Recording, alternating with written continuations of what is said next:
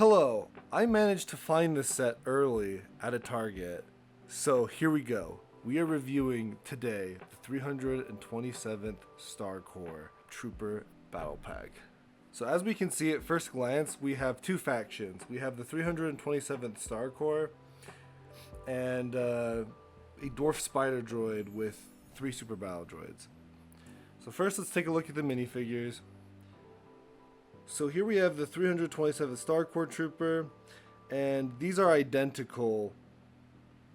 You get 4 of them in this set. Yeah, they're just exactly the same. And interesting, I'm trying to show on the camera, but they have like some damage marks similar to, oh there we go, yeah you can see it. Similar to like the 212th Troopers and the ATT, they're a little bit roughed up, they're not exactly fresh out of the factory. And yeah, taking a look at that new Pauldron piece, honestly, let's just get a closer look at that. It's pretty simple, it's just black and this orange color. I kind of like it, like it's kind of looked weird in the images if I'm being honest. But the more that I've actually got to look at it, it's kind of growing on me. I wonder how people think about this. It might be controversial or not, but as of now, it looks cool. And yeah, you can see once again the freaking printed commas, dude. Where's the cloth commas? That looks so garbage. It's just a straight line on the sides of the legs. Oh, just white now. Oh, nope, just white. It's like, come on, dude. This is the 327th Star Corps thing, is like having a Pauldron and comma on every trooper. Yeah, we'll talk about that on a later video, but it's right now, it plagues all these commanders and figures right now.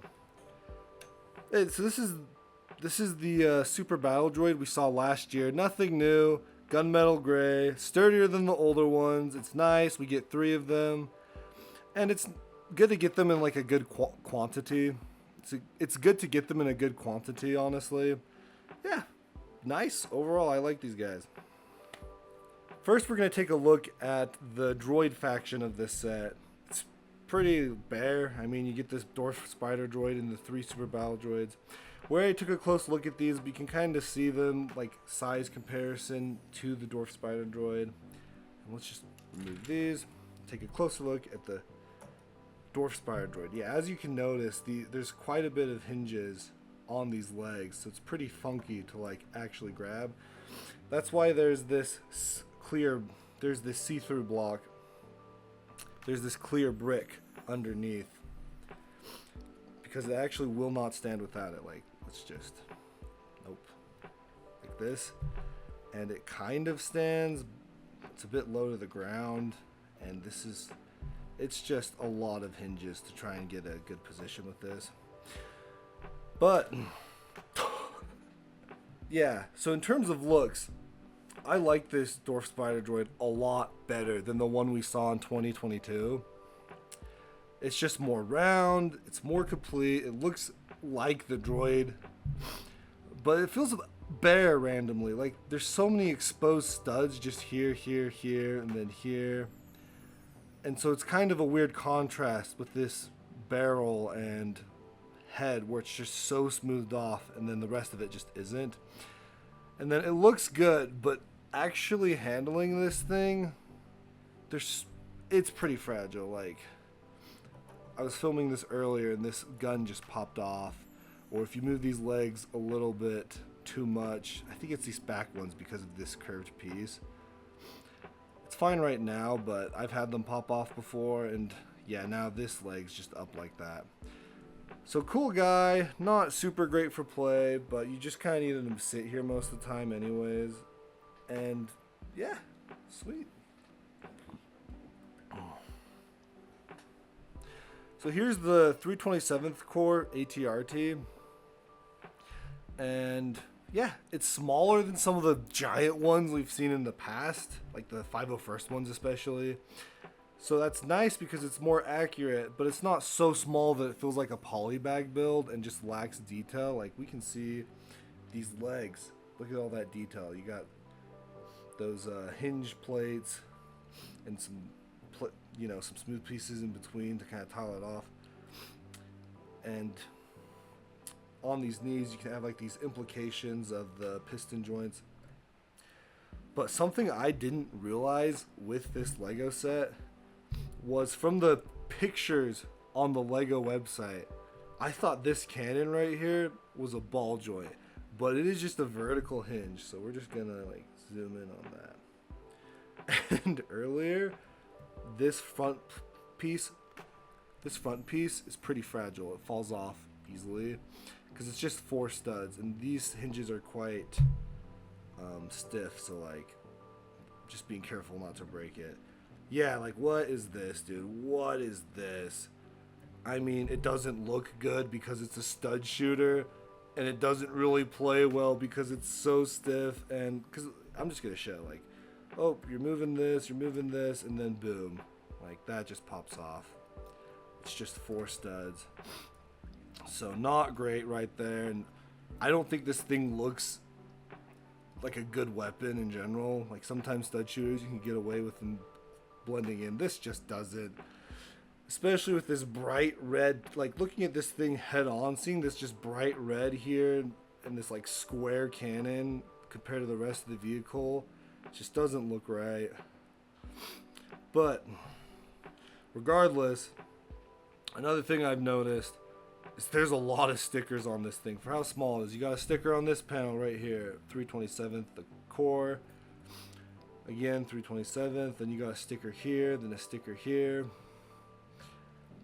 And so it would have been nice to get printed pieces. Like we got this console, just a generic printed console, but everything else was just stickers. And this thing is surprisingly detailed. So like I already talked about the legs, but you got these little packs here as they're seen on the side, the little detail. You can put the weapons on the back of this, or the binocular dude, you can also put his binoculars here. And then you can kind of see it, but there's like this little part that comes out and underneath, and that looks really nice. Just that little under section of the back side. It is smaller than the main body of it, and so to see that actually portrayed is awesome. Same with like this small little, almost like investigation glass or magnifying glass looking piece, kind of serves as like a implied hydraulics, which is awesome. And then the feet, especially, just gonna get a look at these guys, are randomly pretty detailed. Like they've got a lot of cool angles, and yeah, they just look really cool, and they look like ATRT feet.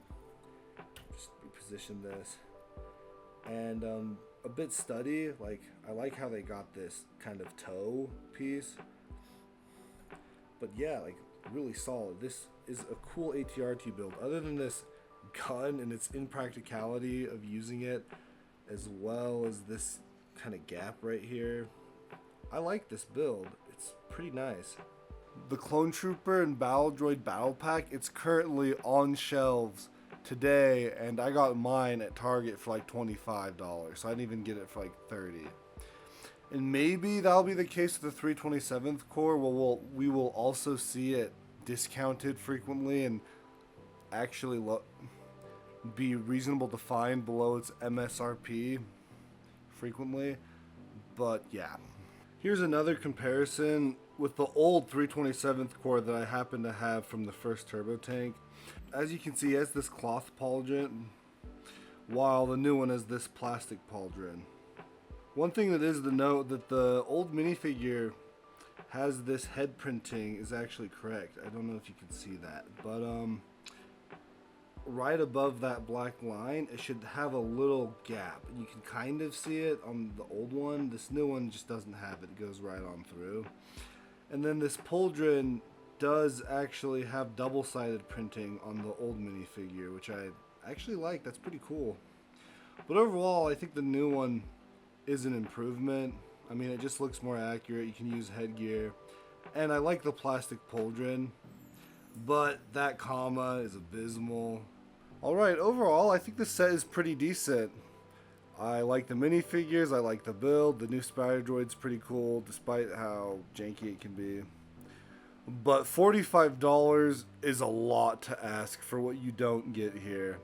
For 4 minifigures, in a battle pack that's $45. That's just a crazy ask. And as we compared it to the previous battle pack, it's just nowhere near the same amount of quantity of stuff. And yeah, that concludes the review. Thanks for watching, and remember, break on!